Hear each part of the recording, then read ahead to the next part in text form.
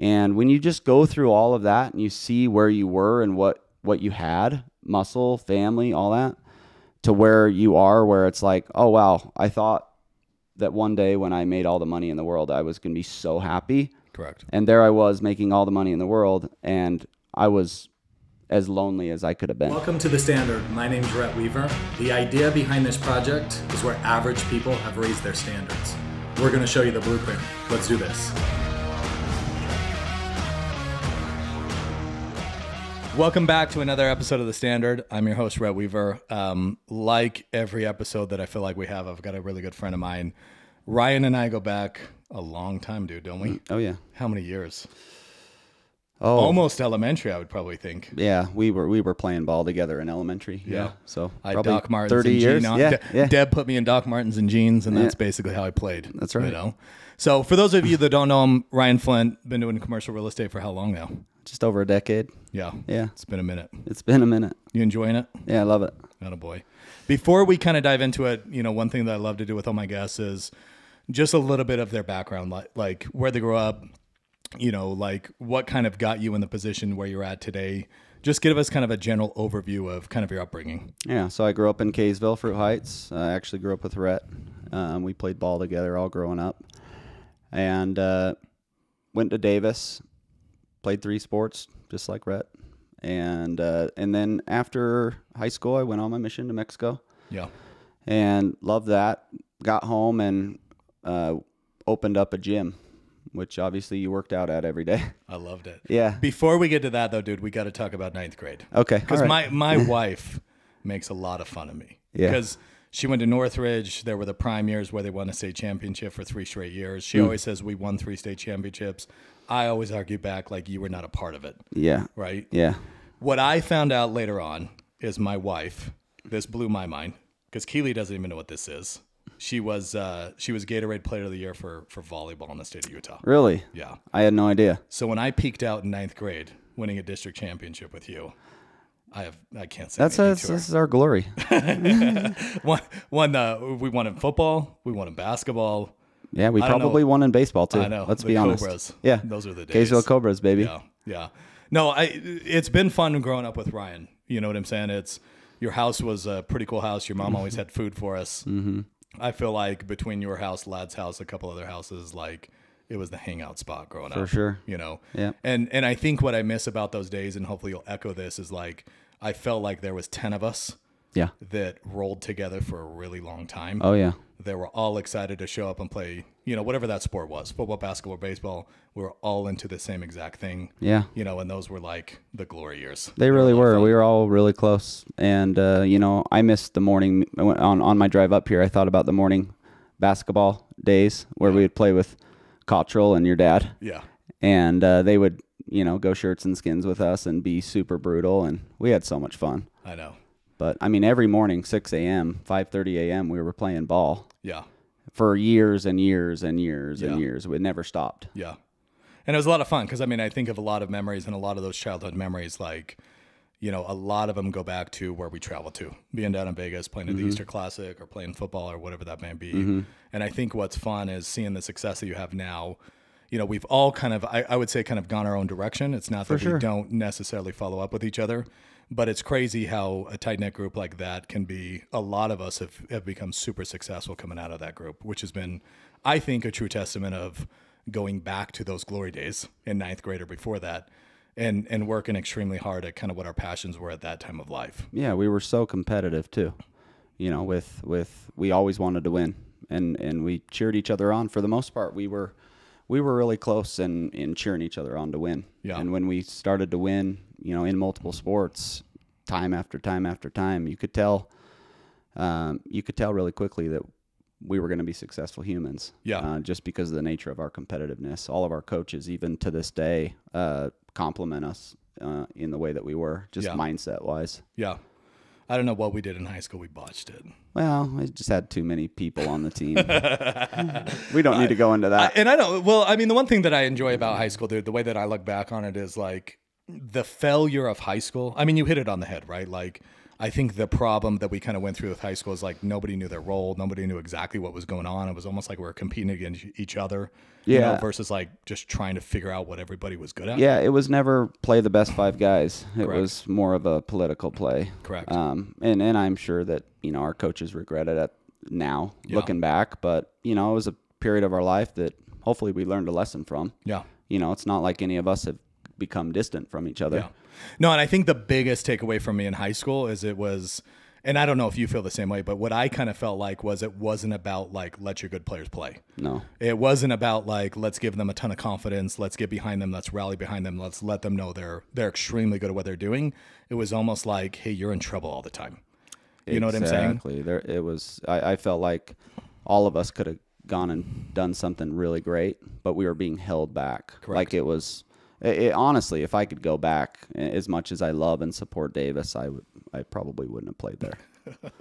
Why is the feeling mutual? Yeah. But I think what I love about those years, what I took away from it is like, I just don't want to manage, mentor, be that type of person, if that makes sense. For sure. You know what I'm saying? It's like, for sure. How is the glass always half full? How do we help people move forward in life? And what I just take away from that, you know, people look at it as a failure. I look at it as like, that was a really good age of learning something extremely good. And I think a lot of us could have gone on and played college ball, which would have completely changed probably who you married, who I married, like the way life kind of played itself out. For sure. You know, so I look back at those days of failure and it's kind of like, those were actually amazing learning experiences that I think kind of springboarded us forward. I agree. Yeah. I agree. Yeah. Talk to me. So like, obviously you get home off the mission. Why the gym? You've obviously started a couple things, but why a gym to begin with? Well, I got home from the mission and I worked for my dad actually first. We were doing the Lucky Aces thing because he had the salvage freight, and it was just a job. I obviously got married super quick, and I learned real quick I probably wasn't the best fit working with my dad. Yeah. You know, as much as he was successful, I kind of want to just do my own thing. I got into fitness. You and I were actually lifting a ton together over at Performax. And we thought, oh, I just needed a good job. I was so sick of trying to figure out, you know, what job to do. It was back in the days that, you know, you were doing like daily bread and, you know, all of us were just kind of bouncing around job to job for a minute. And I was personal training some people, and I had a niche that I was getting training like CEOs and executives and people like you that were having some success, and I just wanted a gym that was a safe space for people. Yeah. And then people that would actually come in, take care of it, could be 24 hours, and then I could train my clients there. So it was small, but at the time it was our life. It was so fun. You know, I was working 18-hour days, but you know, even though it was a lot of work, it was a lot of fun just with friends and Brooke, and you know, you were there and Brody came over, and I that's kind of where it stemmed. All my relationships stemmed to catapult me in the commercial real estate world. Yeah, honest. So and you ruined me. Do you know why you ruined me? Because the gym equipment was all the same color, and all the weights were the same. That's just how I roll. So now, like it's all about how you look. That's what I'm saying. So like when you go to a Gold's Gym or you go to EOS or you go somewhere else, and like all the weight colors are different and all the weights are different brands, I hate it. Well, isn't this show OCD called The Standard? You know, but like seriously, like I talk about that gym all the time because it was like in pristine condition all the time. All the time. You know? We made sure it was always clean. You know, we wanted to deliver something that what we hated from other gyms. Yeah. You know, from shower bathrooms being clean to the gym equipment being clean to, you know, making sure that we weren't letting everybody in the gym. It was just a certain personnel that met that standard, you could call it. Yeah. And I guess like for you going back to those years, like obviously this is early marriage with Brooke, was it not? Uh-huh. Like how did that conversation even come into play? Like, hey, Brooke, this is what I want to do. What was her kind of response to it? How did you guys did you take out a loan? How did you guys even get started? Oh, good question. So I actually was training with Griff over at Lifelong Fitness in Kaysville, if you remember that. Yep. And I was over there for maybe a year and a half, maybe 2 years. I don't even know how long I was over there, and it wasn't very long. And I just wasn't making any money. Yeah. Honestly, the way that it was set up is, I mean, I learned a lot from Griff, but there was one day I came home and just said, hey, you know what? I think I want to start my own thing. Brooke's dad owned commercial real estate over at Legend Hills, and we had talked to him and kind of made a business plan. And literally, I remember laying there one night We started at probably 8 or 9. We had our two little boys, or we just had one. Yeah, we just had one. And we laid there and literally created a business plan in the one night. Yeah. And we went and met with Wayne like the next day or the day after, ordered gym equipment, and the rest was history. Yeah. I did borrow $10,000 from Brooke's mom, and I borrowed $10,000 from my dad. Yeah. To get my gym going. Yeah. And then the rest was just Brooke and I. Yeah. Out of our account, and I think we drained our whole account. At that time, like, was your wife working at all? Was Brooke doing anything? Oh, for sure. She not at the point when we opened our gym, but before our kids, were born, and even through Boston being born. Yeah. She was working for her dad, managing all the real estate finance and tenants, and so she definitely helped out with the income, and I was working for my dad and was training and whatnot. So we were. But when you're young and you're each making, 16, 17, 18, $20 an hour, it doesn't go very far. Killing it. Yeah. Just murder in there. What's your one takeaway from the gym? Like what's one thing that like you just disliked about owning a gym? What's one thing that you absolutely loved about it? The thing I disliked about it was just the needy people and the hours. There wasn't a day that I wasn't there before 5 o'clock in the morning, and I was home at 9 o'clock at night. So I really didn't have a life outside of the gym. Owning a gym, fitness, my fun of fitness being fun wasn't fun anymore. Yeah. It became a chore to work out as much as I, pushed myself to work out. But I learned a lot of business skills. I learned what failure felt like. I learned what a little bit of success looked like. And then I also developed some lifelong relationships there, because the people that were coming to work out were, your business owner, people that didn't want to go to a Vasa or anything like that. Correct. Yeah. What, after kind of closing the gym down, kind of moving on, what did you kind of do from there? How did you pivot? Yeah. So we sold the gym, and I went and worked for my dad just for a short period of time. I was getting my real estate license. I knew I wanted to get into real estate. I knew I wanted to go the commercial route. And is a lot of that stemming from like Brooke's relationship with her father? And kind of yes and no, because I wanted to go work for him and get mentored from him, and he was basically a hard no. Really? Uh-huh. Why? He just didn't believe in me. You love your father-in-law. I love him dearly, but yeah, he didn't believe in me. Yeah, and that happens sometimes. You know what I'm saying? It's just one of those things where it might muddy the water. It might do something inside of the family dynamic that he may just not want to happen. Yeah, and honestly, I look back and, as much as I was sad, I'm really grateful. That's so funny, dude, because like when I first got in the mortgage industry, like I always thought like the way to get in and make it is go be like somebody's assistant, go be mentored by like one of the top guys in the state. And I remember going down to Salt Lake City, and there was a guy, I can't even remember his name, but I remember him walking in. The guy was doing an absurd amount of volume every single month, and he looked at me and he said, "Do you know this one system?" Which now I know what it's called. It's called Encompass. It's just It's just a software system that loan officers use to take, kind of like a loan application. And I looked at him and I said, "No." And all he said to me was, "Well, then you can't be hired here." Right.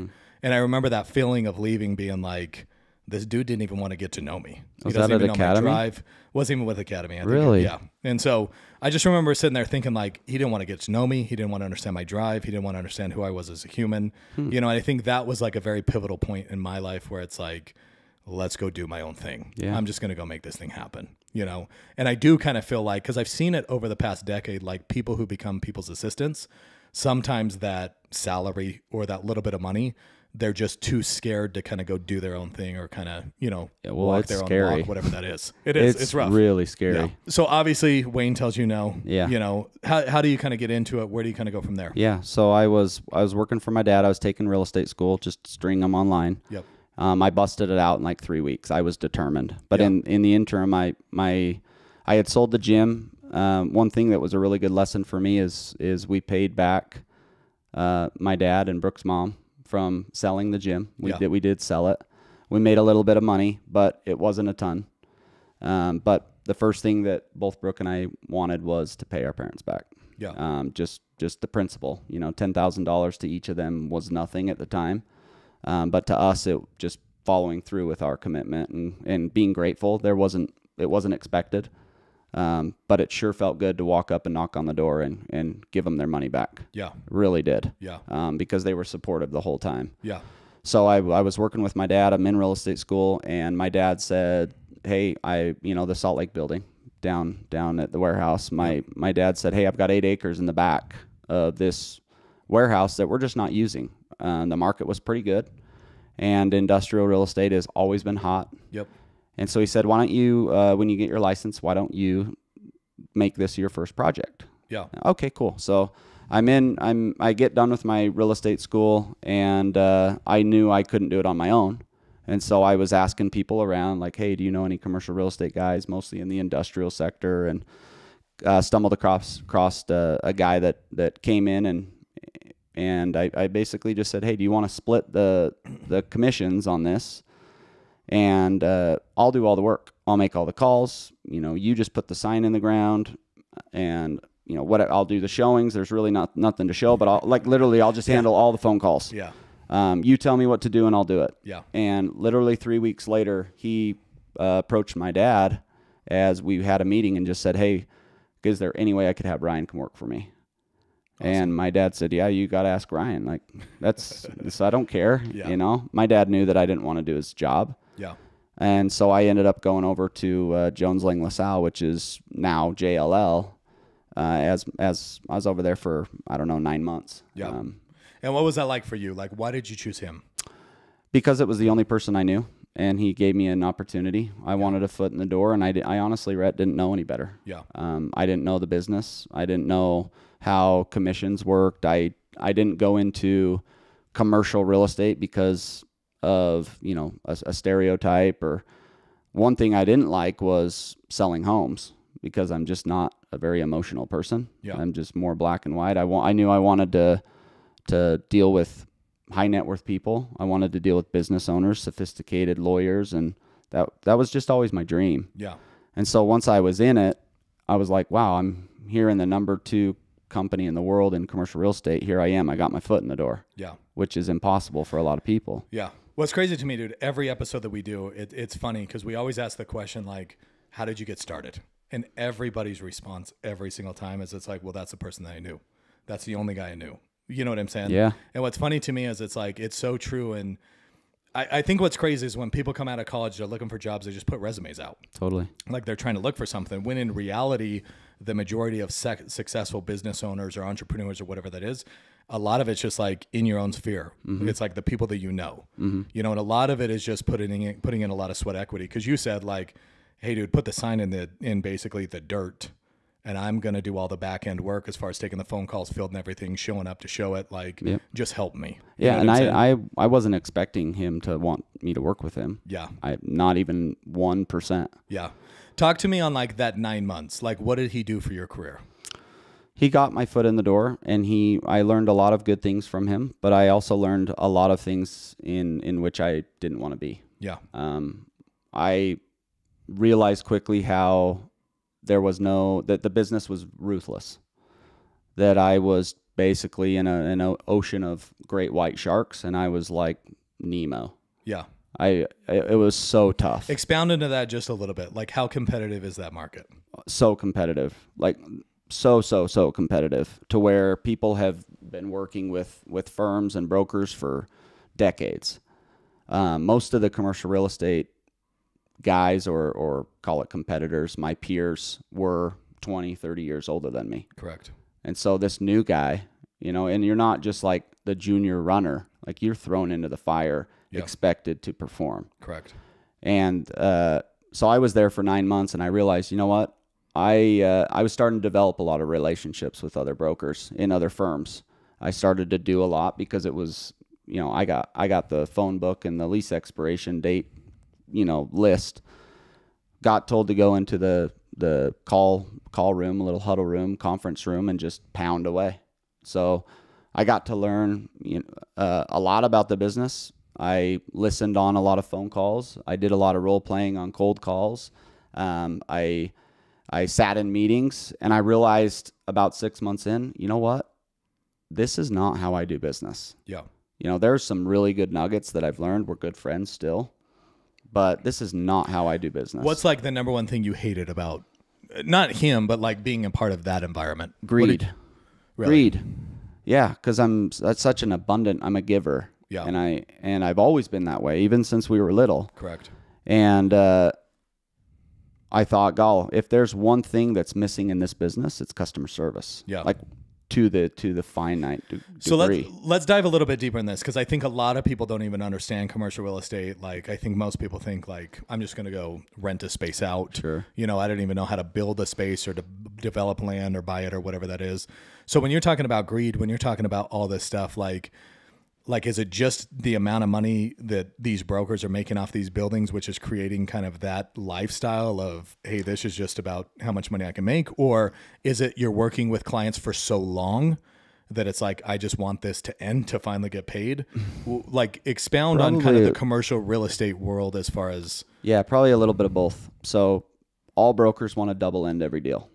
You know, Yep. if a big company gets a listing like CBRE or JLL, you know, we tease in the market that they just have their catcher's mitts on. Yeah. Like they literally just catch deals and put deals, and they won't even answer phone calls. They won't answer emails. So if they have the listing, you almost have no chance in putting in a tenant or a buyer. Because they almost already have somebody lined up ready to go. Yeah. Way before they put it on the market, but they tell their clients different, you know? Yeah. So I thought, God, I can be so much more abundant than this.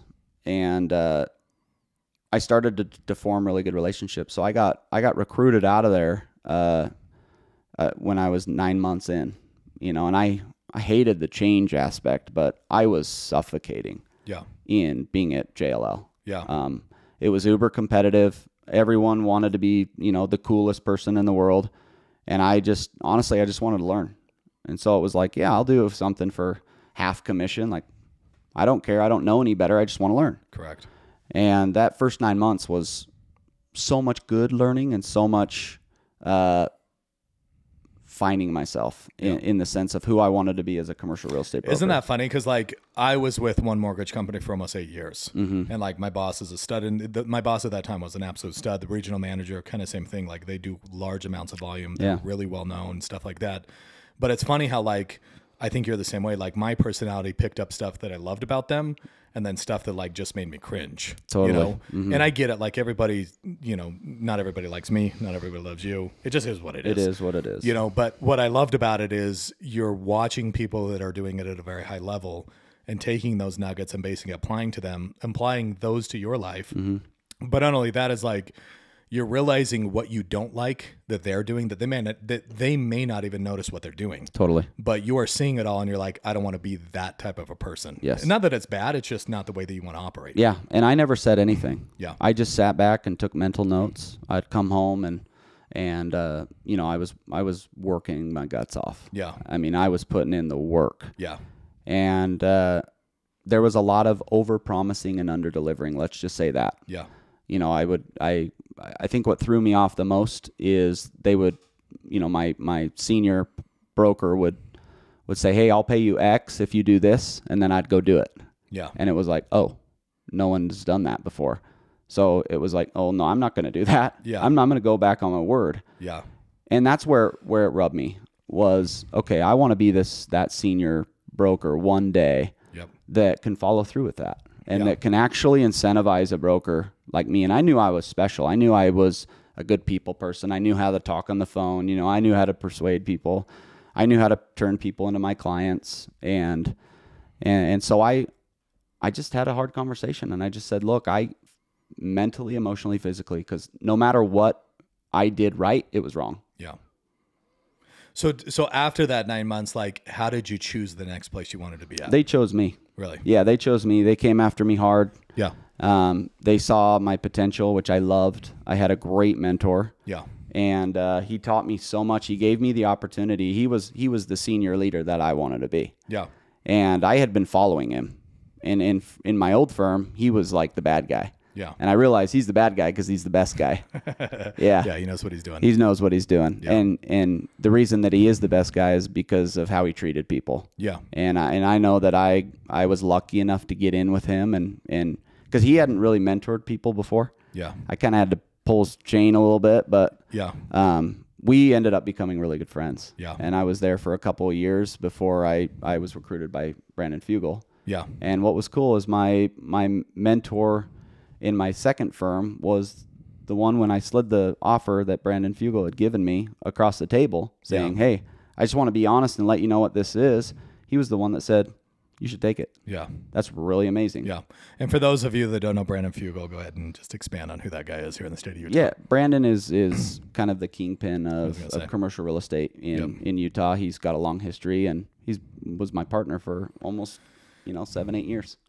And I think if you want to know who Brandon Fugel is, you can watch. I'm going to botch Ranch. this. There it is, Skinwalker Ranch. Skinwalker Ranch. I know. Me and my wife started watching it. That's how I know exactly he's pretty who he is. passionate about it, so I'm happy for him. I know his name's in a lot of places. Your name's in a lot of places. So yeah, you guys are doing pretty well. Give us kind of like for people that may want to get into commercial real estate, like may want, because I don't know if you feel this the same way. Like I feel like I'm part of the younger generation inside of lending. Like it's almost like whoever made it through 2008 was great, and they were older, and those have been kind of the old dogs. And then it almost seems like the next wave of lenders was like 2012, 13, 14. Yeah. And so there's almost like this pretty big gap, between age differences. And that's kind of where we are too. Yeah. It's either like you're in your 50s or you're almost in your 30s. Exactly. It's almost like it skipped a full decade. Yeah, it did. Do you feel like commercial real estate's kind of the same way? Yes. It's very much that same way. Yeah. The advice you'd probably give some young people or old people that are just even looking to get into it, give the positive out of it, give the negative out of trying to get started. The positive is find a mentor, but a really good one. Yeah. Because the best leaders are the best followers. If you were starting right now, how would you find that? I would do some research, and I don't think that I could have done it better than I did because I didn't know. Yeah. But what I wasn't aware of is I should have just drove up and down I-15 to see whose name was on the signs the most. Yeah. And then I would have tried to get in with that person or with that crew just to be able to learn from that person. Yeah. But too many people come to me because they want to be on my team. They want to, it's like that instant success, get rich quick stuff. And little did they know it took me years and years and years and years for 20-hour days, not sleeping, crunching our mortgage payment barely. Yeah. For a lot of years. Yeah. And it's just that, you get it in the mortgage business. It doesn't happen overnight. How long is an average transaction for you? Oh, it depends. We do leasing and sales, but on my way up here, I was just telling Brooke that I closed a deal yesterday that took me over a year. That's pretty common. Yeah. Some of the leasing I can, if they're smaller, you can do them in a couple of weeks. But those are really small. And some of the larger ones, more sophisticated ones, are anywhere from 4 to 6 to 12 months. I've had land deals that have taken 3-4 years. Yeah. What's the negative about your business? Why would you tell people not to get into it?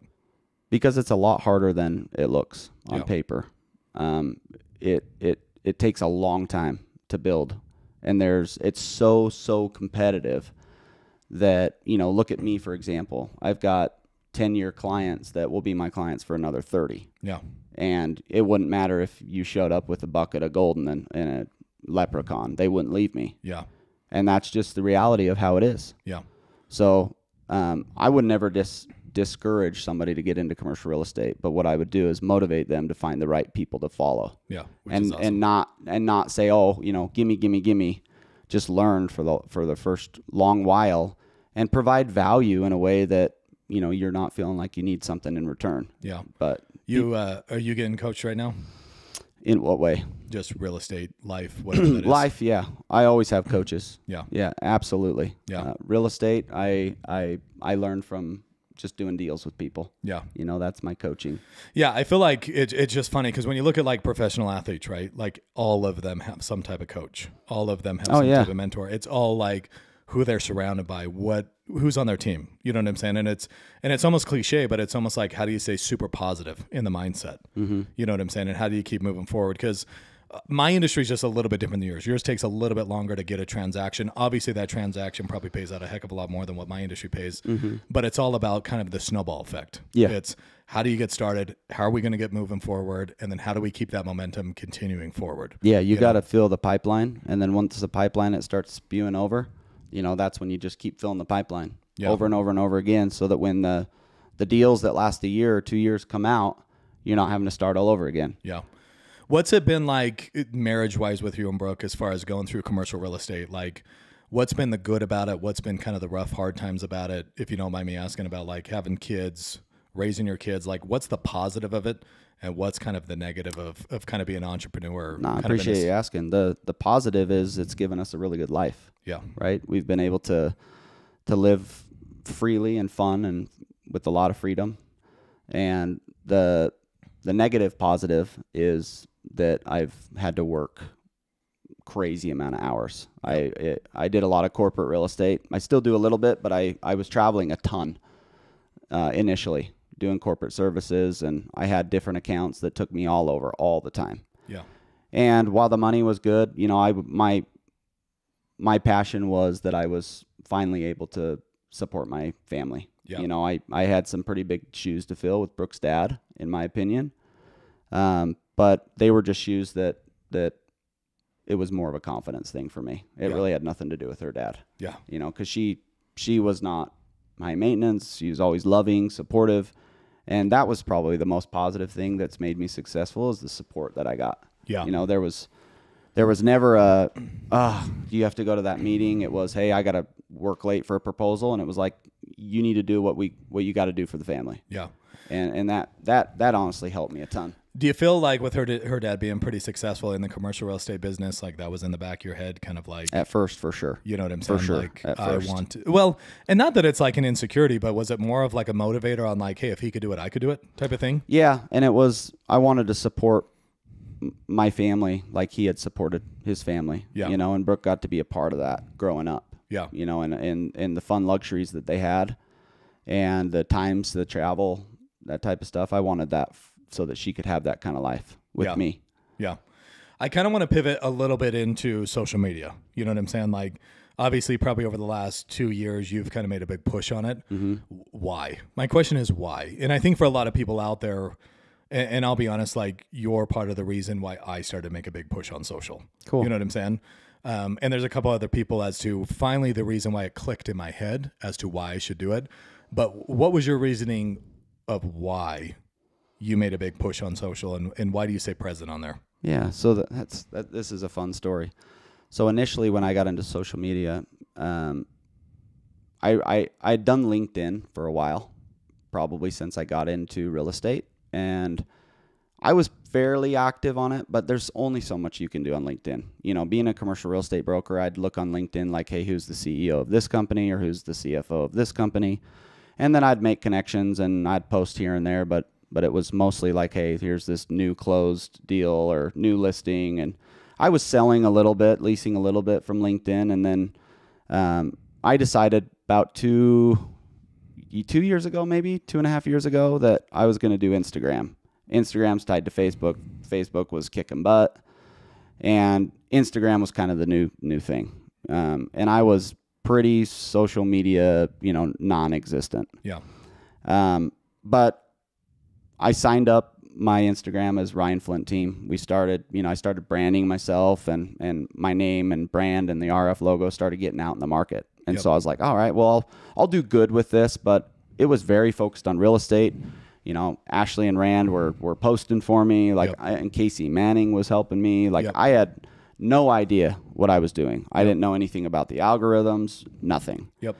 And what I realized is doing that, I was getting zero interaction. It was like, oh, cool building, because all of our buildings are pretty dang cool. But it was not working. You know, I always talk about not having a wrong or a right, but it either works or it doesn't. That wasn't working. Yeah. And when you say that, like, you were just mostly posting about your commercial buildings. Oh, yeah. Like for lease or whatever that was. Yeah, I would go do walkthroughs of space and, you know, try to get creative, but it was frustrating me like crazy. And I realized, Rhett, that commercial real estate is what I did. It had nothing to do with who I was. Yeah. Or just a little bit. Bingo. And so I pivoted and I said, look, you're not handling my social media. I'm going to change it from Ryan Flint Team. I can have a Ryan Flint Team page. That's fine. But now I'm just going to be Ryan Flint. Yeah. And I started to work on myself.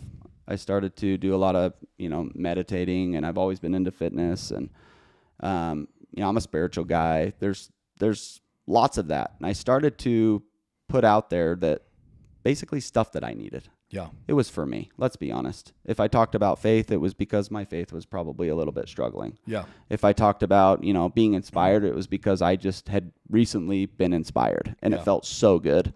So I've always wanted to be that person that I didn't have in my life. And the minute that I shifted my social media tactics to just being me instead of what I did, I started being who I am, it blew up. And it blew up fast. Yeah. About a year in, it was almost like it was crazy. Yeah. And then what's funny is I would post about real estate deals or new listings or very rarely would we ever post just closed because 99% of our stuff's confidential anyways. Yeah. We start selling like crazy. I get people that will ask me to post stuff for them, and the brokerage would pay me a little bit more to post for them, and it got super fun. Yeah. So that's where the success came, but that's where all my connections came, and then a lot of connections that I connected with on social media turned into clients. Yeah. So there was definitely a tactic that maybe it's a foot in the door, like we talked about earlier, but I had to execute. I had to work. I have to convert them. And it was, how can I not just make them my friends, but how can I make them my clients? And then how can I make sure that the customer service always stays the best? Correct. Because if they don't buy anything or they don't lease anything, I need to leave an impression so good that when they're ready, it's an automatic, oh, Ryan Flint, I have that connection. Yeah. Right? So I was very personable, and that's probably the best advice or best thing that I did is, yes, always share what you do because that's how you do it and you want to monetize it, but be who you are. Yeah. And the minute that I was vulnerable, I talked about depression. I talked about that I had anxiety. I talked about, I had marital problems, whatever it is, people started to relate. Correct. And they were like, oh, well, this superstar that I see his name on every sign, he's actually a real dude. Yeah. I can relate to this guy. Correct. So does that mean I can have success too? And so social media has been an amazing free tool that I wish I would have started a lot earlier. Bingo. How many relationships do you feel like have come out of that? Thousands. That's what's crazy. Honestly, thousands. It's unbelievable. Social media can obviously be a bad thing. Yeah. But if you use it for the right reasons, it's honestly been the best tool for me. It's probably been about a year now. Like I hired a girl to kind of run my social media page, and like, long story short, she was at like a Friendsgiving with us. I found out she was running like a pretty successful, a person in the macro world that's like very successful. And so like I was super interested in her because I'm like, man, if you built that girl's business, like you must know how to, like when you were talking about the algorithm thing, like I don't know what to do. I don't either. Like, I don't know what the blueprint is. I don't know what to post about. I don't know what to talk about. There's one thing that really bothers me in the lending world and the real estate world, which is like everybody always posts like, hey, look at the house I have for sale and look at the closing. You know what I'm saying? Yep. And I always make the joke, like, if Chick-fil-A legit posted every time they sold chicken nuggets, it would be freaking annoying. Really? And that's what real estate has turned into. It's like, look at me. I'm special. I sold somebody's home. But there's no value to the person following you. That's right. Like, I'd be more interested in how you change a light bulb. You know what I'm saying? Like a do-it-yourself type of thing.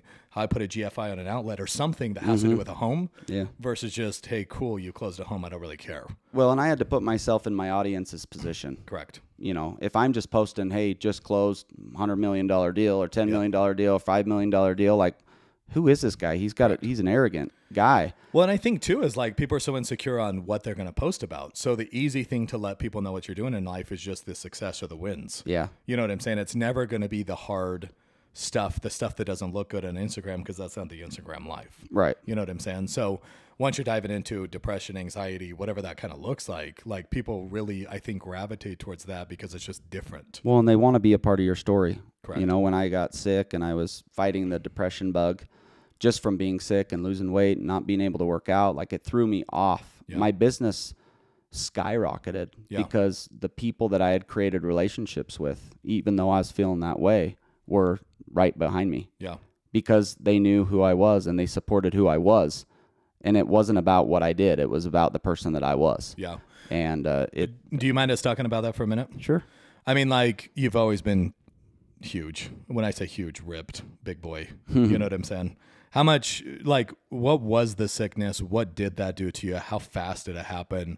Like, what was the overall effects from it? What did that do to your business, lifestyle, everything? Yeah. So it was August 31st, 2020. I got sick at the office. I remember exactly what I was wearing. I remember where I was. I remember the moment vividly. Yeah. And it was like I thought I was dying. I started to sweat. I was in a suit, full suit tie, just like every other day. And I just remember calling Brooke, and I was like, I got to figure something out. Like, I'm super sick. And we went to GI doctor after GI doctor, colonoscopy after endoscopy. And honestly, it was just like, oh, you have irritable bowel syndrome. It's like, okay, I've heard that 50 times this month. Yeah. It's not that. What is it? Then from September to the end of the year, you know, we were golfing in my dad's sim, and I was 144 pounds. Yeah. And normally I'm like 200, muscular. Well, I was going to say, I mean, you showed up to my birthday party, and I remember looking at you thinking like, bro, are you okay? Where'd you go? Yeah.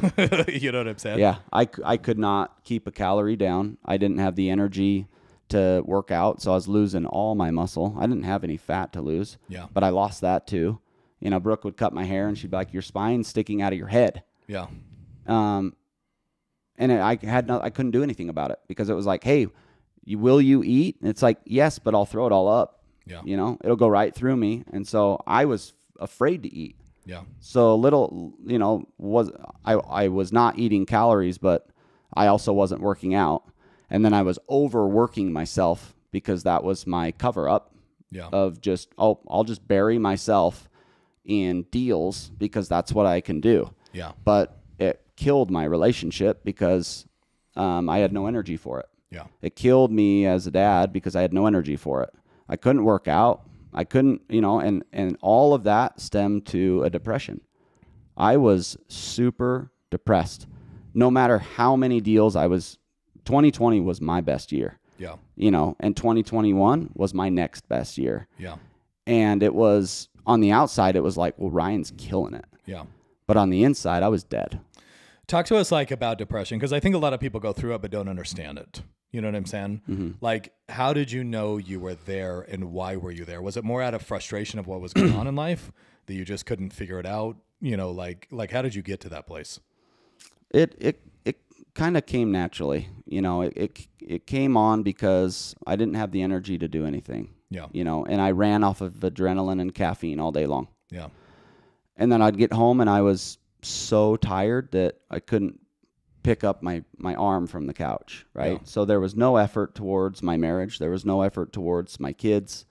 I was ornery because I hadn't eaten and all day. And, you know, my work basically took over my life. Yeah. And so I was getting up early. I wasn't sleeping. And when you just go through all of that and you see where you were and what you had, muscle, family, all that, to where you are, where it's like, oh, wow, I thought that one day when I made all the money in the world, I was going to be so happy. Correct. And there I was making all the money in the world, and I was as lonely as I could have been. Yeah.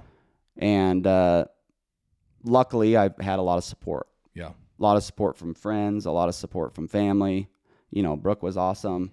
And it was like, hey, we're going to push through this. Yeah. We're going to push through this. I found a doctor that, you know, and this was doctor after doctor after doctor, and we couldn't figure it out. Well, finally got the best GI doctor, and, you know, we thought, just stereotyping, looking from the outside in, that, well, this has got to be like a cancer or something. Like who loses all of this weight? How much weight did you lose? Like 65, 70 pounds in 3 or 4 months. Yeah, it's wild. It was wicked. And we found a doctor that was like, hey, your colon is kinked, and this is what's going on. I was on medicine for about a year. I had all the support in the world. And what I realized was a lot of it, Rhett, was the 6 inches between my ears. Yeah. And that's when I started to work on myself. I was like, oh, wow. Well, I've always been a giver. I've always done everything for everybody else, even in the commercial real estate world. Yeah, I'm making money, but I'm not doing anything for my family. I'm not doing anything for myself. There you go. And but I'm doing everything for my clients. Yeah. You know? And I was like, look, I'm interested. So I started reading a ton. I started reading mindset books. I started to listen to podcasts, and, you know, when all the podcasts were kind of new. Yep. This was a couple of years ago during COVID. And, you know, we weren't going into the office. And so I was forced to be home, literally, like quarantine, forced to be home. And that's when the real change occurred. Not saying that I haven't been depressed since then, but it's when the real change occurred. It's when I pivoted on my social media. It's when I started to share my story a little bit. And people started gravitating towards me. And I started to get the love and the customer service that I was always giving. Yeah. And what I realized was all along I've been getting it at home. Yeah. I just wasn't seeing it. Yeah. And it's because I wasn't seeing me. The person in the mirror, I hated the person in the mirror. Yeah. But how was I supposed to love if I didn't love the person in the mirror? Correct. And so that's where, you know, the last couple of years I've dedicated my life to getting life coaches, and I've had business coaches, and honestly, the best leaders are the best followers. You just have to follow the right person or people. Yeah. And I was determined to find the best. Yeah. And so I just started surrounding myself around the best in that space. And do you feel like that's helped the depression side of stuff, though? Oh my gosh. Your mind is so powerful. Correct. So powerful that if you want to be whatever you want to be in business, if you have the right mindset, you can get it. Correct. And if you want to be the best family man and you want to achieve great things as a family, if you have the mind for it, you'll get it. Correct. And I now in my life I'm in a place where I want to give back. I want to do what I want to do, not what everybody else thinks I should do or wants me to do. Correct. So, you know, hence why, you know, I'm doing some different things now, and I'm, you know, still doing lots of real estate, but I've never been happier than I've been right now. Yeah. Yeah. What does a lot of that happiness stem from, though? Within. Yeah. The confidence, you know, my seeing myself, and then when I'm seeing myself, there's so much that I can give. Correct. You know, but I've learned to receive too. Yeah, I think what's crazy to me, like, I'm gonna go out and say, like, I don't think I've ever been depressed, like from hey, I need some help. Mm-hmm. You know what I'm saying? Like, hard times have come, the ball hasn't really been in my court. Like, there's definitely a lot of things that make people anxious, and you know what I'm saying? Yeah. And I think I'm a lot like you on kind of how you found it. Like, I only listen to stuff that's super positive. Yeah. You know what I'm saying? Yeah. Like I feel like one of the best things that ever happened to me was it's a lot of like Gary Vaynerchuk or David Goggins or a lot of these people that's a little bit more on like, hey, what's the alternative? Mm-hmm. Right? Either you're going to sit there and be mopey at home, or you can go do something. Yeah. And why not go do something or go do something good versus just sitting at home feeling sorry for yourself? You know what I'm saying? Yeah. Well, if you want change, you have to be the one that changes. Correct. And if you want to help people, you got to figure out how to. Correct. You know, you got to help yourself first. And that's where, like, you know, I've been around a couple individuals that take depression and feel like they're depressed all the time.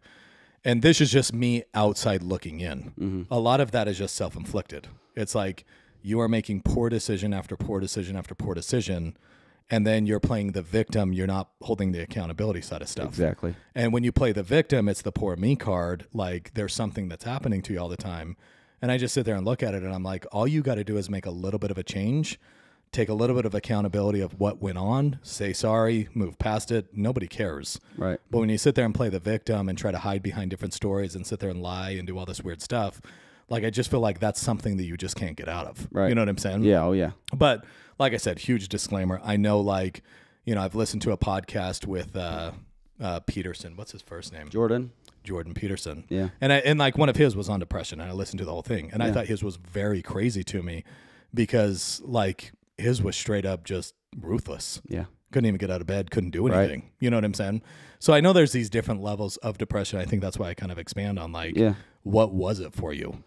And how did you get out of it? And how does that help people that might be in it? I mean, what's, I guess, your one takeaway from being in it or still sometimes feeling it? Like, what do you feel like is the number one thing that probably drives you to get out of that state? Knowing that I have a lot to offer. So in May of this year, I lost my grandma Pat, that you knew I was super close with. We were all close with her. The tanning bed lady. The Range Rover driving tanning bed lady. She was awesome. Yep. I was very close with her, and her and I had some very tender moments the last couple of days, just one-on-one. Yeah. Some conversations that hit me at the very core, that she was literally, Rhett, the one person in my life that always saw me for me. Yeah. Always. No matter, she would be the first to come tell me I sucked in a game, and she'd be the first to tell me that I did amazing, or, that I looked good or didn't look good, or I didn't match my shoes with my shirt. Like, she was a fashionista, she was.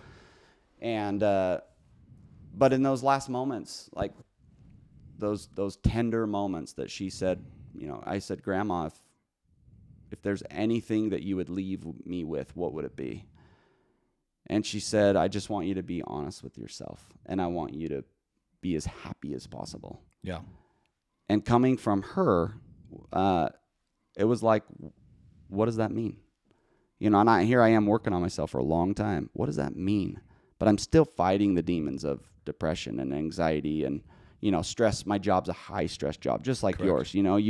Everybody demands you at every moment, but yet when you need a moment to go be with your family or whatever, it's you can't do that. Cannot have service. I had a conference call on Thanksgiving morning. Yeah. And it was like demanded. Yeah. So I sat back and I started to do some breath work, and I was doing some meditation, and it just hit home. Like, after she was gone, she was there with me. That's cool. And I said, you know what?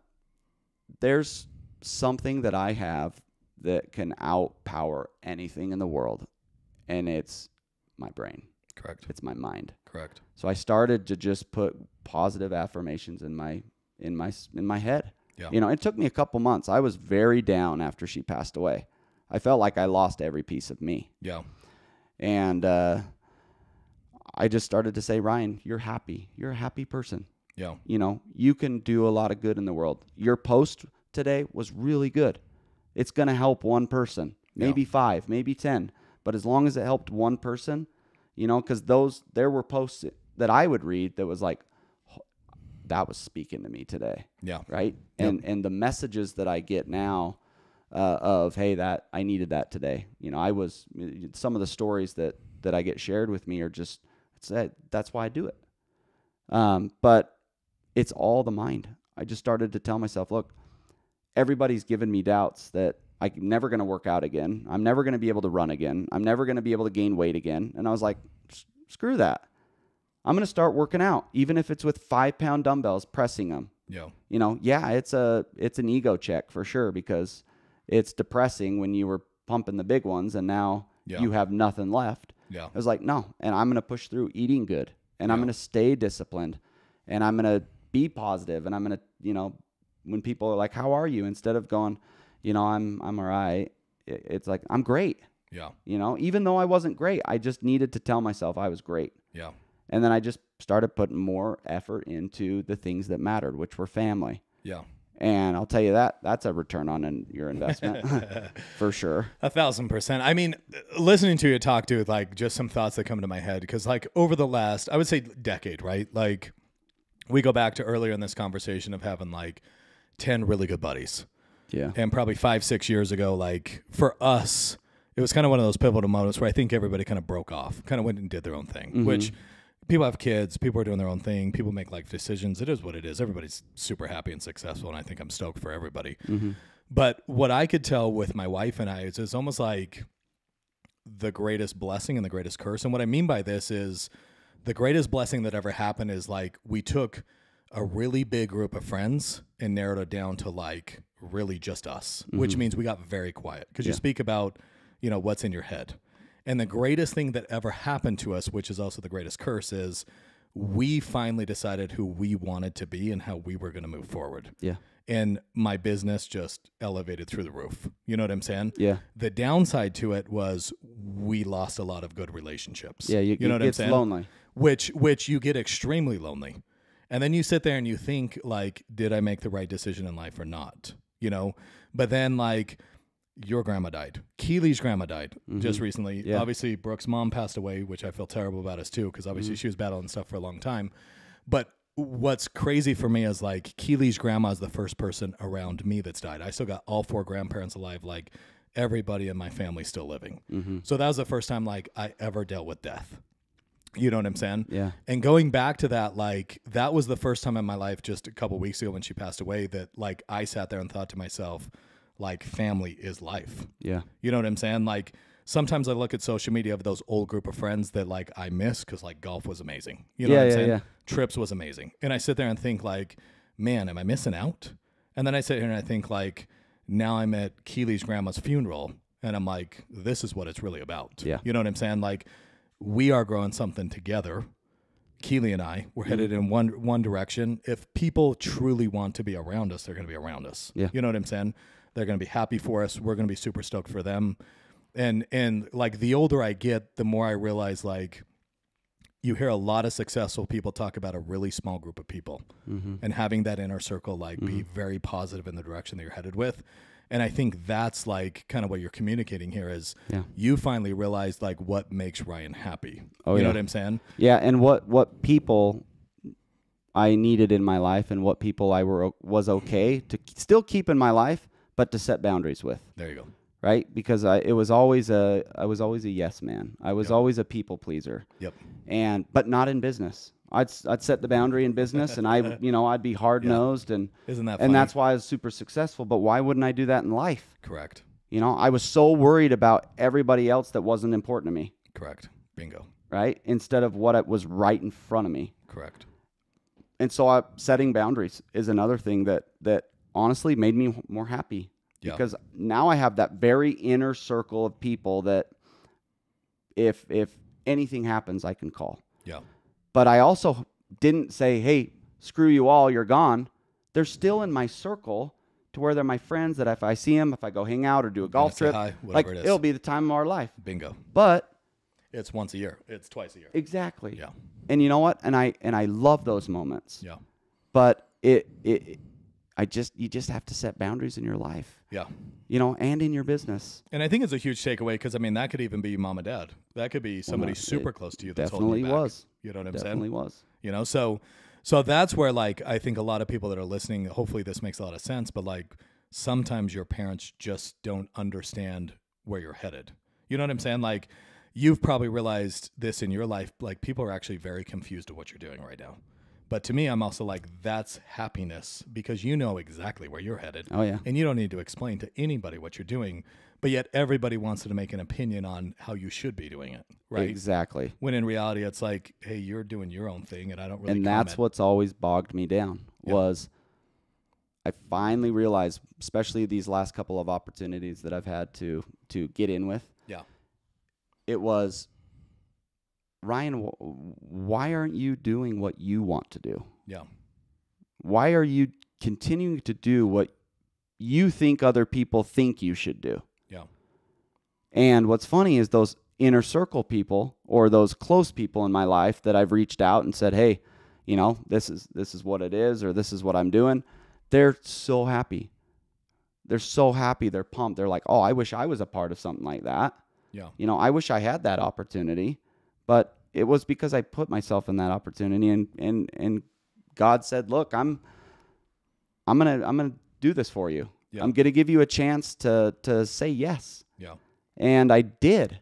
And honestly, I've never been so happy. Yeah. And so, you know, but I've also been able to empower a lot of other people, especially on my team. Yeah. You know, I've been able to grow them and have them reach new heights, and again, that makes me happy.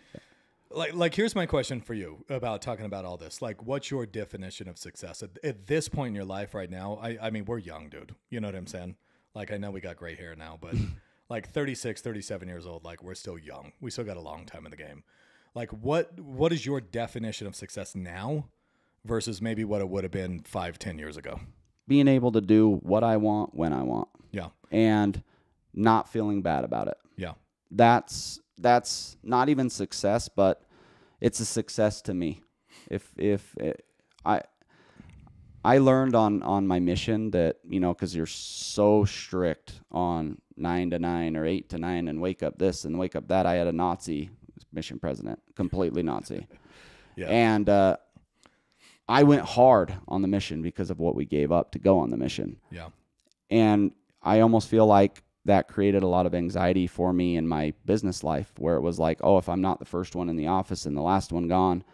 But it wasn't like I was wasting time. I was grinding. I would look down at the clock and be like, oh, crap, it's, 10 o'clock at night or it's midnight. Or there'd be times where I would be like, I'm not even going to think about coming home till after 7 when I worked in Salt Lake. Yeah. And Brooke was always like, I'll support you in whatever you're doing because you're So it's just a lot of unnecessary pressure that you're putting on yourself. 100%. But it was the unnecessary pressure of my fear of what other people would react to. Crazy. Right? And so you cared a lot about what other people were thinking absolutely. about you. Oh my gosh, yeah. Where do you think that like genuinely stems from? Is that childhood? Yeah. Is that 100%. like way back? Like 1,000%. Yeah. Which is wild, isn't it? Mm-hmm.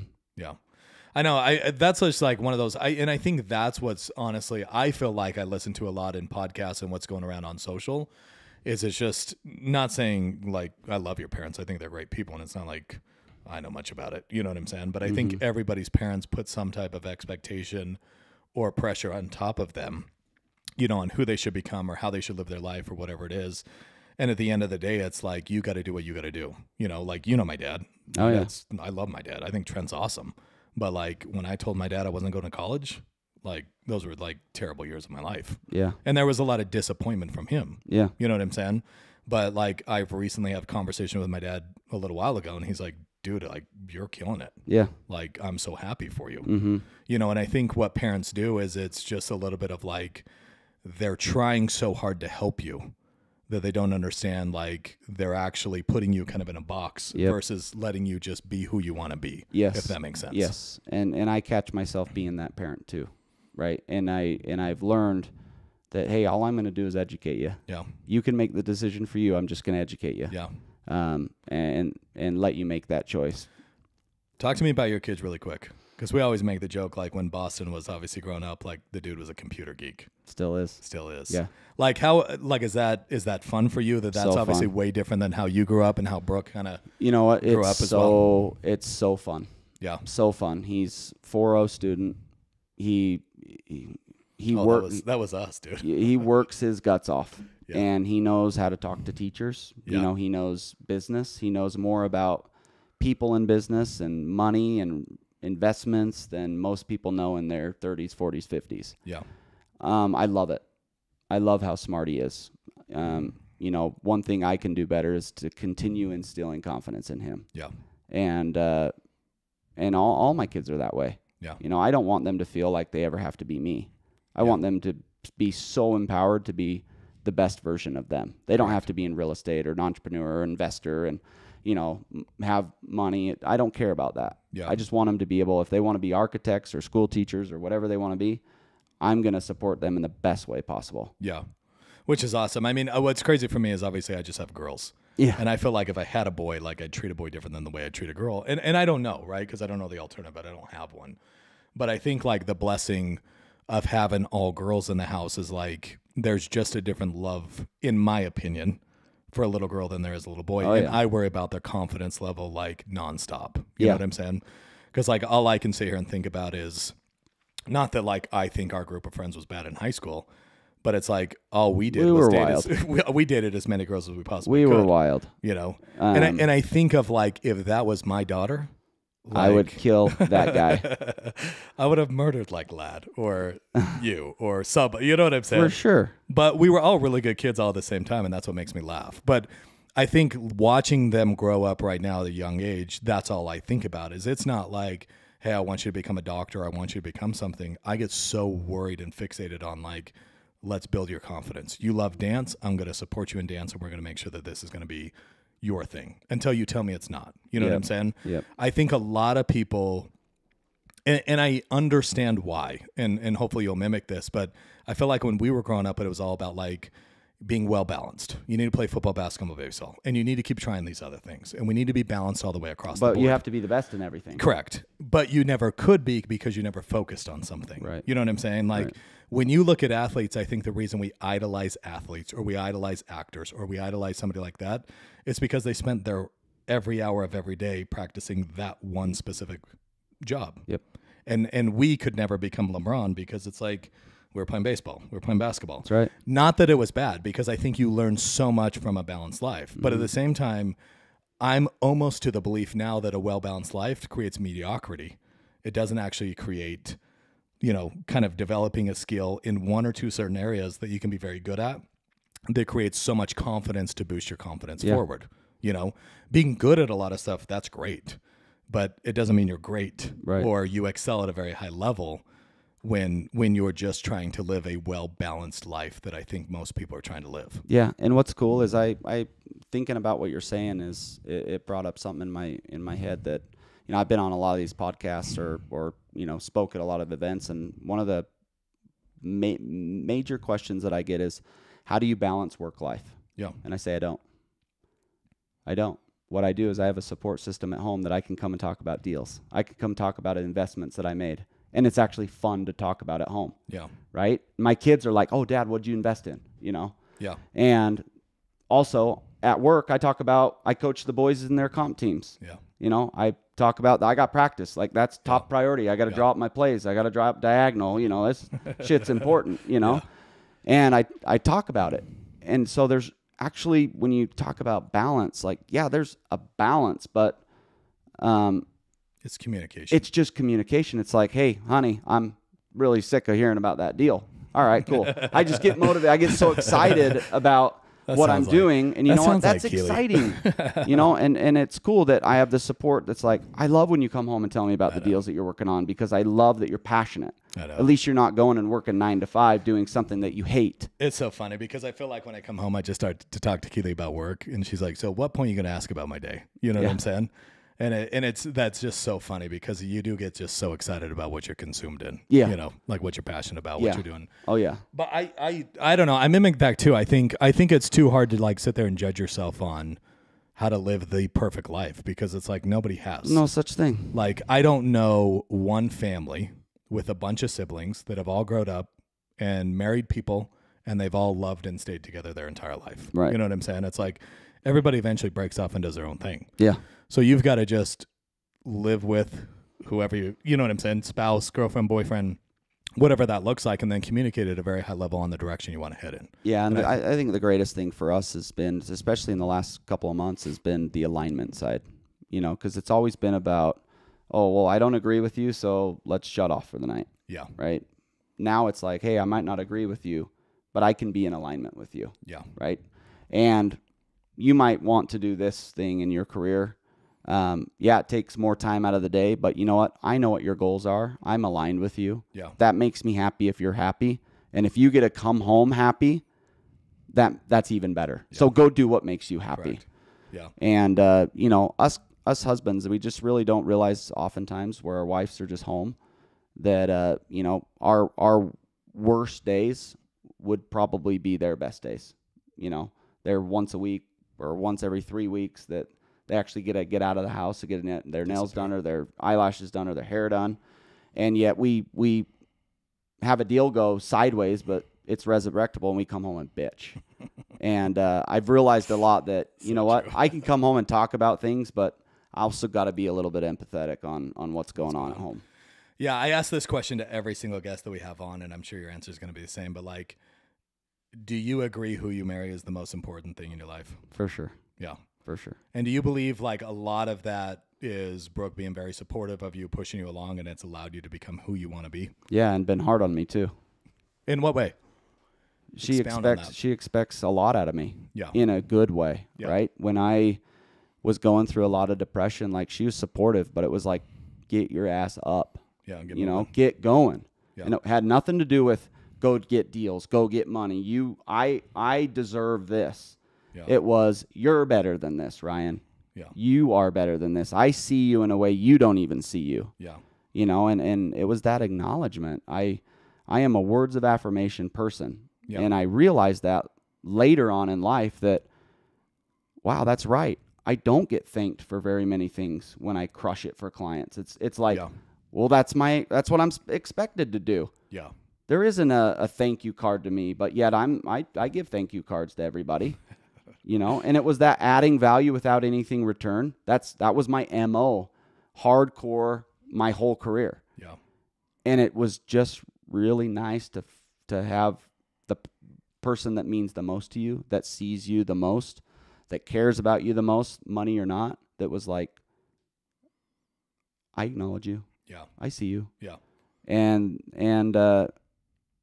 the alignment, that just helps you get into alignment. And so I've tried to implement that on my business too. Yeah. Started, instead of, you know, just going 100 miles an hour or 1,000 miles an hour, just getting deals done, to pause every once in a while and just, you know, look at Rand, look at Ashley, and just be like, I see you. Yeah. I acknowledge you in everything that you're doing. You're amazing. I could not be who I am without you. Yeah. Yeah. No, I think it's awesome. I mean, I feel like we get the same response every time, which is like, who you marry matters the most, because that's the key to obviously the success that a lot of people have. You know what I'm saying? That support system is probably the biggest thing. I kind of want to pivot into like what you're doing now. You know what I'm saying? Like, you've talked a little bit about like the investments that you've made recently. Like, what's happened to you over the last like 6 to 8 months? Obviously we see you kind of flying around, talking to people, things like that. Expound on to like how you got into that network, what the joy of that network is, and kind of what it's brought to you in your life. Yeah. So it's honestly just been a way for me to give back. I am very connected, as you know, and I had the opportunity, I guess it's probably been 1.5 years now, to speak at the Vivint Arena. And I was super nervous. I had no idea what I was speaking on, besides it would probably be real estate related investments, you know. And it just kind of cracked my shell open. It was always something that I had in the back of my mind wanted to do, is public speak or do a podcast or do something like that to share my story in some way, shape, or form. Yep. And that kicked it off. I didn't do as good as I thought I should. I mean, we're always our worst critic, but the feedback that I got was, oh my gosh, you're a really good speaker. Yeah. You know, you have a lot of things that I could use in my life. Have you ever thought about coaching? Have you ever thought about doing this? Or, and then your mind just goes, oh, whoa, like, I honestly felt like I was a complete failure in that space. And then I got another opportunity to speak in Vegas. And I jumped into the deep end because of my connections. I didn't really have a choice with Dan Fleischman. He just put me in the biggest events that are humanly possible. Yeah. And so I didn't really have like a ramp up phase, kind of like, you know, singing at the bar or something like some of these people do. It was like concert right off the bat. Yeah. And, my confidence started to grow because I started to become, you know, acknowledged for, hey, thank you for what you shared. You know, I love following you. Or your message on Tuesday, which I'm thinking, what was my message on Tuesday, was so enlightening. Yeah. You know, we went on a double date and we talked about your message the whole date. And it's like, oh, that's what this life's all about. I didn't have any of that to follow. Yeah. And so more of the motivation has been, you know, A, I wanted to be the person that I didn't have. And B, I wanted to be able to give back and give true nuggets, true knowledge. If somebody really wanted to do what I was doing, here's literally the blueprint for it. Yeah. And so for people that haven't followed you or people haven't seen you speak or anything, like what is something that you're trying to help them with? Is it more just about the whole lifestyle of being confident in who they are and what they can do? Or do you feel like you are talking a little bit about commercial real estate, kind of the area that you're sitting in, business mindset? I touch on that. I talk a lot about investing. I talk a lot about money and, you know, about real estate and commercial real estate and, you know, what it entails. But I also talk about mindset and I talk about leadership. I do a lot of leadership training. That's probably my greatest or my most heavily talked about subject is leadership. And then, you know, how to scale. You know, grow, scale, that type of stuff, teams, branding. Yep. There's a lot of different things that I like to talk about, but it's really gotten into leadership lately. Yeah. And it's been a hoot. Yeah. What's the one best thing that you take away from public speaking? How much confidence it gives me. Really? Yeah. Yeah. I've started to notice that every time I get on stage, I'm less and less nervous. Yeah. And I'm more and more confident, not in a cocky way, but in a love way. Yeah. That it's like I have so much to give, and I've learned so much from these amazing people that I surround myself with. Yep. That even if I can just express a little bit, it's going to help so many people. That's what's so exciting. What's been kind of like, obviously you've been with some pretty big name people. Like what's, I guess my question is like, typically with social media, you don't genuinely get to know those type of people. You know what I'm saying? Like, people I'm sure want to be closer to you. People want to be closer to people that they really want to be like. You know what I'm saying? Like, has that been fun being around those type of people that are higher caliber? Is it something where you're like blown away at how genuinely nice they are? Are they pricks? Like what is your sense of some of the people that you've been around, and what's your takeaway on some of those people? Most of the people that I've been around are super genuine. You know, a lot of people have a hard front or a tough front on social media. Yep. But when you get to know them, they're the most loving people in the world. I always use Sean Whalen as an example. Yeah. His brand is being a lion and not a sheep. Yep. Right? That's his brand. And he is hardcore to the T on his social media because that's how he brands himself. Yep.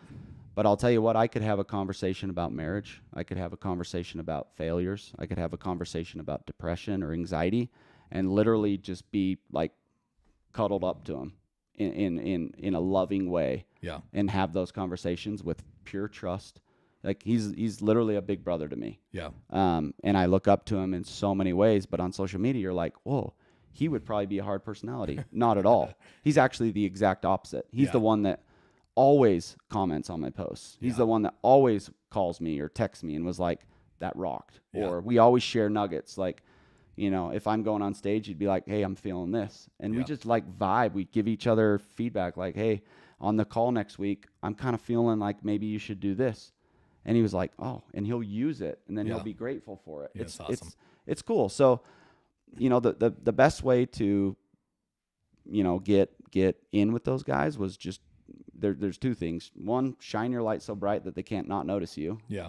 And that's usually just by being genuinely a loving and kind person. Yep. And then add value where without anything in return. Bingo. And that's really hard for people.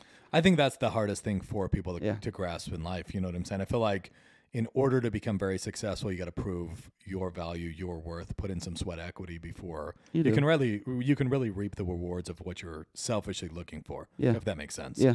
And I think a lot of people just don't even want to do that. Yeah. They look at it as, well, if I've got to put time and effort and all the sweat equity into it and it's not going to pay, like I'm not 100% sure that I'm going to get something out of this, then why do it at all? Yeah, and I know that I have a little bit more luck on my side because typically adding value is like bringing them a deal. Yeah. Everyone's going to look at a deal. Yeah. Right. And so I've been able to do that to get in with certain people, but then I've got to cultivate it after that. Correct. But no, it's been a blast. It's been a blast. I've made some really, really good friends. Yeah.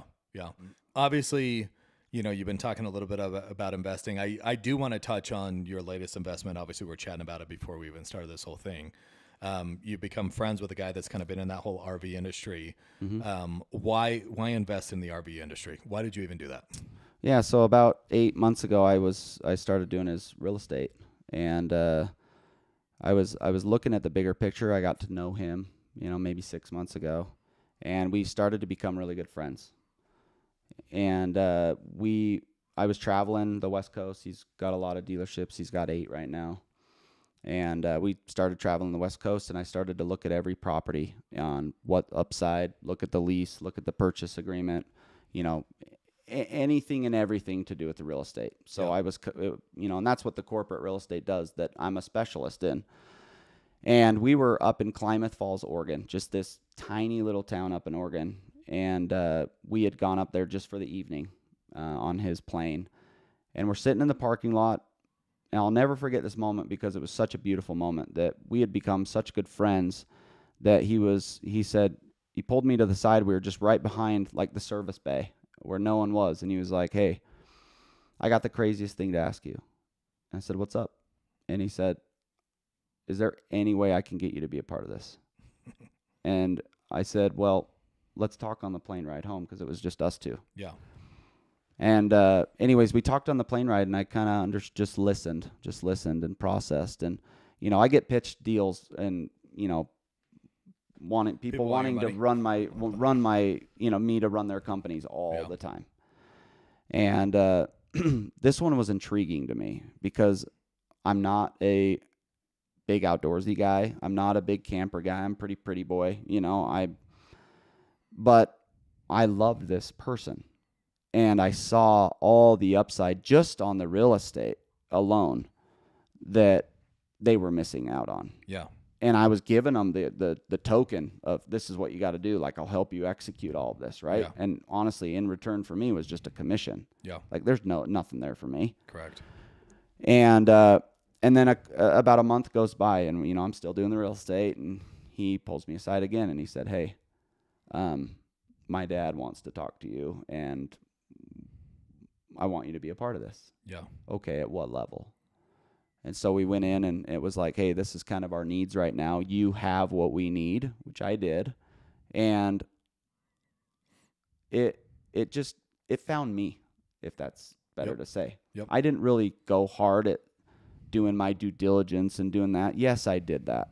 But a lot of the reason I think why it found you is you provided a solution to what their problem was. You know what I'm saying? Like you gave them something that they were looking for. But not only that, is like you hit it right on the head, I think, earlier in the conversation when it was like you guys became really good friends. We did. Like, genuinely, there was a relationship where it's like, I do the same thing. I mean, we partnered with people on buildings or restaurants that we're getting into now and opening up. And a lot of that stuff is just because of friendship. Yeah. Like, we are legit opening up a couple restaurants right now that I've been fortunate enough to get in with a couple people. And like, I don't know how it's going to be managed. I don't know what's going on. But like, I'm just like, here's a check. Let's get rolling. Because genuinely, you believe in me. I believe in you. And we want to grow together. You know what I'm saying? We want to do a lot of things in life other than just sit inside the real estate world or whatever world they're chilling in. It's a lot of just like trust from a friendship level. Yeah. And I got to the point in my real estate career where I wouldn't say I was ready for a change, but I was ready to kind of pass a lot of the baton on. Yeah. Rand's worked with me for a long time. And he deserved to get that. Yeah. And not that I'm not out of it by any means. Yeah. But I get to work on what I want to work on. Bingo. And I'm really passionate about the opportunity that I have in growing this RV company. Yeah. Not only from a real estate perspective, right out of the gate, which has been an instant equity for me, but the long haul. In its growth and what they've projected to do. And I know I can put it on steroids real quick, which I already have. Yeah. In a very short amount of time. And I'm thinking, if this is what I'm contributing in a very short amount of time, what's going to happen if I am in this for 3 or 5 years or 2 years or 10 years? Or I have no plan to exit. Yeah. Which is super fun for me. Yeah. And even, Robert Jensen called my dad the other day and was like, what is this? Yeah. And it wasn't like, is he an idiot? It was like, that's cool. How do I get him? And yeah, for those of you that don't know Robert Jensen, he's been very, very, very, very successful. Yeah, he's like a dad for all of us, he's just like and the dude's made a crazy amount of money. He's been very successful in the RV world, which is awesome. Yeah. And so it's just, I look at the upside, I look at the investment, I look at how much more time I got to be with my family, the fun that I have, and the return that I get. It's one of those that was honestly something that found me that became a very easy decision. Correct. I think what's cool about this is like a lot of us look to diversify our portfolios, right? It's like, where's our investment going to go?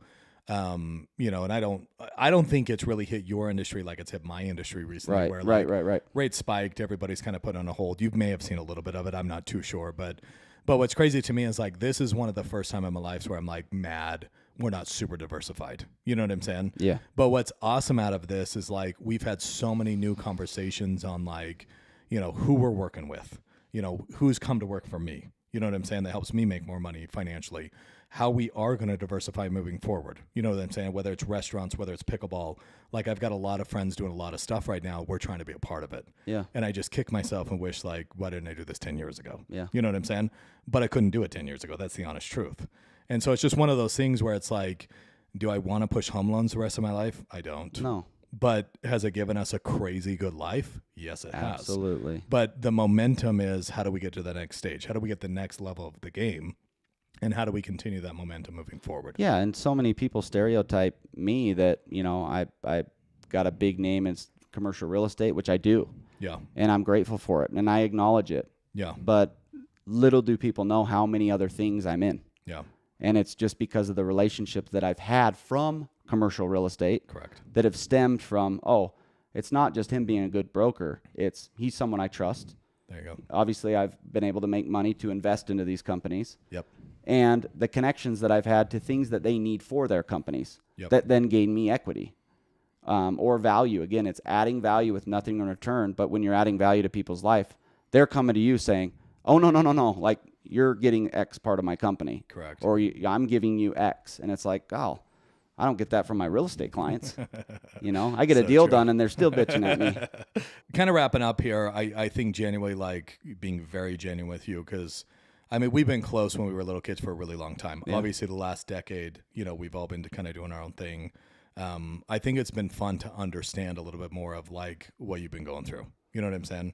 I think when you've got a busy life, I've got a busy life, we usually check in with each other every little once in a while, but it's not like one of those things where we're together all the time. Yeah. You know what I'm saying? I think if anything that I take away from this episode of this podcast is it's like, damn, I didn't know what you were going through. Yeah. You know what I'm saying? And it's almost one of those things where, again, it's the blessing of the curse of trying to figure out who you're trying to become and eliminating all those outside voices. Yeah. But the curse of that is you don't know what other people are going through. You know what I'm saying? That's right. Because you're trying to figure out who you are and what you want to do and what your family, what direction we're headed in. You know what I'm saying? Mm-hmm. And what I appreciate about you more than anything is just sharing what's actually been going on. Yeah. You know what I'm saying? Yeah. Because there's a lot of people out there that I do believe are depressed, do have anxiety, don't understand what to do, don't have a support system. You know what I'm saying? Yeah. Don't understand, and I don't mean this directly towards, like, your parents, but don't understand, like, hey, it really might be your mom and dad, or it really might be your siblings, or it really might be a really good group of friends that, like, you just need to ditch. You need to get rid of. You know what I'm saying? Yeah. And genuinely, like, that's the number one thing that I think I take from this kind of podcast more than anything is it's like, figure out how to become happy, and it starts with you. It starts with who you're surrounded by. And then kind of what you said earlier, which is how do we just set boundaries on specific people on how often we're going to see them? Right. You know what I'm saying? Yeah. And so, more than anything, like, thanks for coming on. Thanks for taking a lot of time. Is there anything that you want to leave before we kind of end this, kind of a, positive affirmation or kind of a side note? Any advice you'd want to give to anybody out there? Well, of course, my takeaway is that we need to hang out more. For sure. We need to play golf. We need to play golf. We need to. Golf sucks. So does mine, man. But the greatest thing that I've ever done is my relationships. Yep. And you're not as good as your next deal. Yep. You're as good as the relationships that you have. Yeah. And so when you're cultivating relationships, become unforgettable. People. You want to leave a lasting impression on somebody, even if it's a seed that you don't get a deal done. Maybe it's just a introduction or whatever it is that you're like, oh crap, I didn't get that mortgage. But you leave an impression so powerful that you become unforgettable, and that they recognize, oh, that's the access point that I want to go through when I get my next loan. Yep. I want to have an experience with that person when I buy my next building, or I buy my next RV, or I reach out to when my company needs money, right? Because I didn't feel any pressure from him. I felt nothing but love. Yeah. Love more, serve more, but become so unforgettable that impression is instilled and ingrained into their hearts forever. And I'll tell you what, that's where my business comes from. I know that's where your business comes from. Correct. Is that customer service and it's the only way to referral. win. Yeah. You know what I'm saying? It's you've got to give more than what you take, and that's what we speak about a lot, right? Oh yeah. You've got to. It's almost the 51-49 rule, where you're giving 51% of the time, you're trying to take 49. No matter what. And as long as you do that, you're going to be super successful moving forward. For those of you that don't know Ryan, obviously phenomenal commercial real estate, doing a lot of big things. Thanks for coming on again. Thank you. It means the world to me. You have no idea. Same. And I think, again, the genuine part of this is just understanding kind of what's going on with people. And I think this is why I've always wanted to do this. You know? This is neat. Appreciate it a lot. Yeah. Thanks, Rhett. Cool.